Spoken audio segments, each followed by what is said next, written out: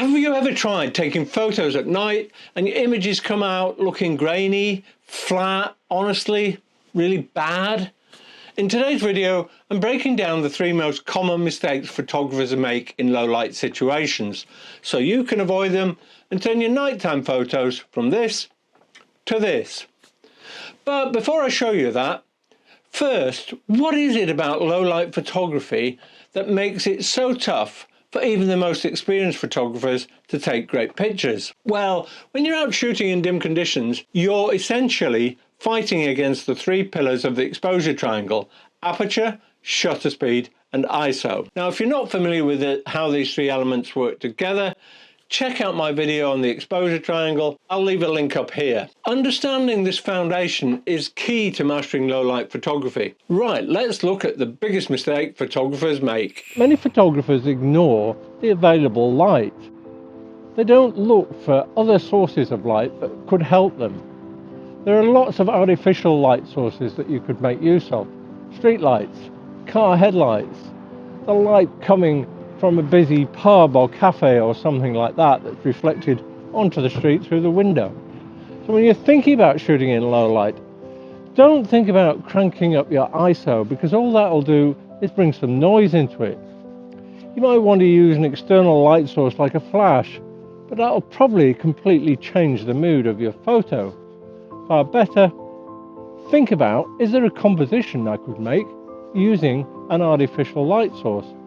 Could I set myself up so that the subject walks under a street light or next to the cafe window and then becomes brightly illuminated so that I don't have to compromise my settings? Taking shots under here, for example, might be great for my composition. It might be that I can use lots of this structure to create frames within a frame or leading lines or something like that, but I'm really making it hard for myself because I'm blocking off all the available light. Not quite dark yet, the sun set about 2 or 3 minutes ago, but if it got much darker, I'd really be fighting against the odds. So far better, go and look for a different composition where I can use some artificial light to help me. The next mistake a lot of photographers make in low light is they underestimate the dynamic range they need. By that I mean either their highlights get overexposed and get blown, or their shadows are completely crushed. Now, if you're going to choose one or the other, I would go for your shadows being crushed. If your highlights are blown, you just can't recover them. They'll come out as nasty white blobs in your photo. So there are a couple of ways around that. First of all, you can expose for the highlights and try and recover your shadows in your post-processing, or make it part of the composition so that you've got a dark area with no detail in it. Use it for framing. Another great tip is do something more creative. For example, you could pan your shot, and in that way you can use a faster shutter speed. This works ideally if you've got a moving subject and behind it perhaps some bright lighting, and as you pan it creates some lovely streaks of light in the background. If you're faced with really bright scenes, then one thing you could always resort to is taking a silhouette photo.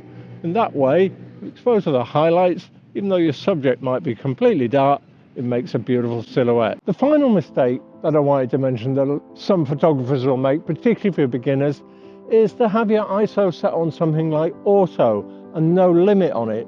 Or alternatively, you crank up your ISO so high, you don't realize that you're getting a lot of noise in your image. Now, the secret to making low light photography work is to find that sweet spot. Inevitably, you are going to have to increase your ISO as it gets darker. But if you can find a sweet spot where you've got a nice shutter speed, a good aperture, and the ISO hasn't gone too high, and if you want a rule of thumb, I would definitely not go above 5,000. I would try, if I can, to keep below about 3,200.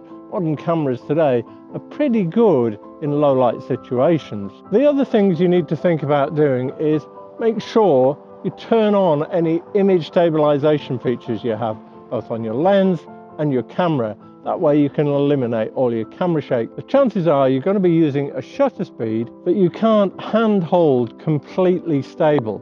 And I'll give you a couple of tips how to get around that. The first one is set your camera in burst mode. If you take a picture, you take about 10 images all at the same time of that picture, there's a good chance one of those might be sharp, in focus and steady. First 2 or 3 probably not, because you pressing the shutter will shake the camera, but in that burst you may well get a good shot. The other thing you do, we don't want to carry bulky tripods around us. Maybe we're on a holiday out in the evening, you definitely don't want to take it out for dinner with you, but you might want to take your camera. So look for things that you can balance your camera on. If you're in a city, there's lots of street furniture you can use, railings, tops of litter bins, even just resting it on the ground. And that way you've got a stable platform to take a picture with slow shutter speed. My tip for you with that is make sure to set a little time delay, just 2 or 3 seconds, and then pressing the shutter will not disturb your camera and you won't get any shake from you just pressing the shutter. Let's recap what we've covered today. Don't ignore available light. Look for street lights, windows and other light sources to enhance your scene. Avoid blown highlights by exposing for the brightest parts of your image and experimenting with creative techniques like panning. Combat grainy flat images by balancing your settings. Use all the anti-vibration or anti-shake features your camera and lens has, and get creative with surfaces as makeshift tripods. These simple adjustments will help you take control of your low-light photography and elevate your results dramatically, all without needing a bulky tripod. And if you're ready to level up your photography, I've got something special for you. Yes, I'm opening up 5 free consultation calls to help you craft a personalised plan to take your skills to the next level. Whether you're struggling with your camera settings, composition, or just figuring out your style, we can tackle it together. Spots are limited, so check the link below to book yours now before they're gone. That's all for this video. I look forward to seeing you next time.